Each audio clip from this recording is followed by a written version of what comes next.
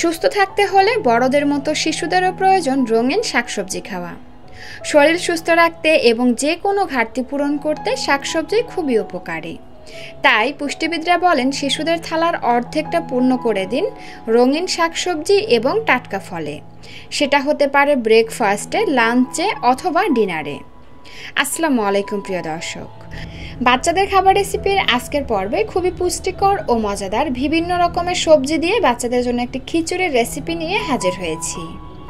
এই খিচুড়িটা তৈরি করে আপনারা 8 মাস থেকে যে কোনো বয়সী বাচ্চাদেরকে সকালের নাস্তায়, দুপুরে এবং রাতের প্রধান খাবার হিসাবে দিতে পারবেন। তো এজন্য প্রথমেই চলে আসলাম চুলায় একটা প্যান দিয়ে পরিমাণ মতো রান্নার তেল দিয়ে তার মধ্যে একটি মিডিয়াম সাইজের পেঁয়াজ কুচি দিয়ে পেঁয়াজটাকে হালকা একটু ভেজে নিচ্ছি। যখন পেঁয়াজটা হালকা নরম হয়ে আসবে এই পর্যায়ে আমরা এর মধ্যে দিয়ে দিব হাফ চা চামচ আদা এবং রসুন পেস্ট। তারপরে এটাকেও আমি কিছুক্ষণ ভেজে নিব। প্রায় 30 সেকেন্ডের মতন ভেজে নিয়ে এর মধ্যে দিয়ে দিচ্ছি 1 চা চামচের 3 ভাগের 1 ভাগ হলুদ গুঁড়া, সম পরিমাণে জিরার গুঁড়া এবং স্বাদ অনুযায়ী লবণ।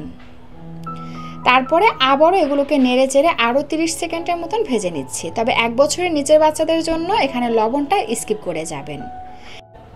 ভেজে নেওয়ার পরে এর মধ্যে দিয়ে দিচ্ছি সবজি হিসাবে নিয়েছি মটরশুঁটি, নিয়েছি ফুলকপি, নিয়েছি গাজর এবং নিয়েছি মিষ্টি কুমড়া, সাথে নিয়েছি বরবটি। আমি আমার পছন্দ অনুযায়ী এই সবজিগুলো ব্যবহার করেছি, তবে আপনি আপনার ঘরে যেটা আছে বা আপনার হাতের কাছে যে সবজিটা অ্যাভেলেবেল আছে সেটাই এখানে নিয়ে নিতে পারেন।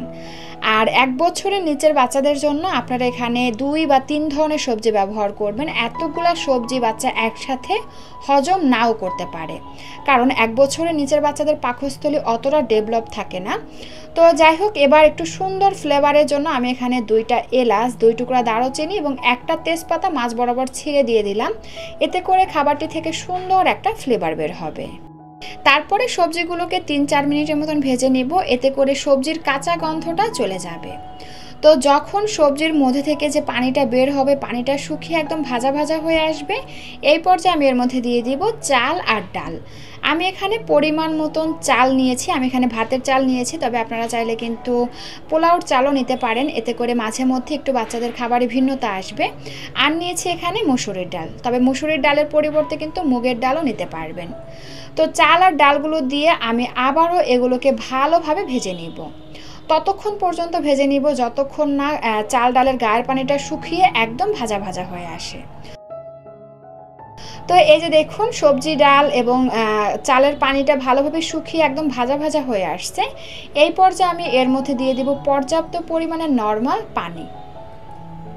পানির পরিমাণটা এভাবে দিতে হবে যাতে চাল, ডাল, সবজি ভালোভাবে সিদ্ধ হতে পারে। তবে আমি যেহেতু এখানে ভাতের চাল নিয়েছি তাই পানির পরিমাণটা একটু বেশি দিচ্ছি যাতে ভাতের চালটা ভালোভাবে সিদ্ধ হয়। আর সুগন্ধি পোলাওর চাল দিলে পানির পরিমাণটা একটু কম দিলে সমস্যা নাই, কারণ পোলাওর চাল সিদ্ধ হতে একটু সময় কম লাগে।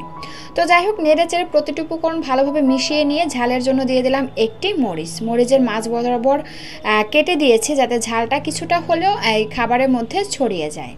তারপরে একটা ঢাকনা দিয়ে ঢেকে চুলার আঁচ মিডিয়াম আঁচে রেখে এগুলোকে আমি ভালোভাবে রান্না করে নিচ্ছি।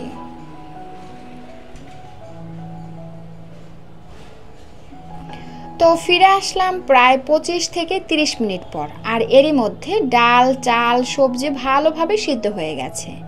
এখন এর মধ্যে থাকা এক্সট্রা মশলাগুলো উঠিয়ে নিব, যেমন কাঁচামরিচ, তেজপাতা, এলাচ, দারুচিনি এগুলো তুলে নিব। তারপরে আপনি আপনার বাচ্চার পছন্দ অনুযায়ী খাবারটি ডাল ঘুটনি অথবা আলু ম্যাশার দিয়ে ম্যাশ করে নেবেন। 1 বছরের নিচের বাচ্চাদের ক্ষেত্রে খাবারটি ভালোভাবে ম্যাশ করে নেবেন, আর 1 বছরের উপরের বাচ্চাদের জন্য হালকা দানাদার করে খাবারটি ম্যাশ করে নেবেন।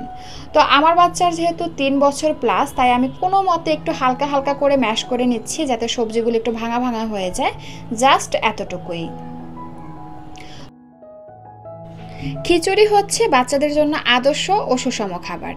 এখানে কার্বোহাইড্রেট, প্রোটিন, বিভিন্ন ধরনের ভিটামিন, মিনারেলসের একটি পারফেক্ট সামঞ্জস্য থাকে। এই বলে কি বাচ্চাকে প্রতিদিন প্রতি বেলায় কি খিচুড়ি খাওয়াতে হবে? একদমই না। প্রতিদিন বাচ্চারা একই খাবার খেতে পছন্দ করে না, আর প্রতিদিনই যখন বাচ্চাকে একই খাবার বারবার দেওয়া হয় তখনই চলে আসে বাচ্চাদের খাবারের প্রতি অনীহা। এজন্য খিচুড়ির পাশাপাশি বাচ্চাকে অন্য অন্য বিভিন্ন ধরনের খাবার দিতে হবে। যদি আপনি সকালে বাচ্চাকে খিচুড়ি দেন তাহলে দুপুরে একটা ভিন্ন রকমের খাবার দিবেন।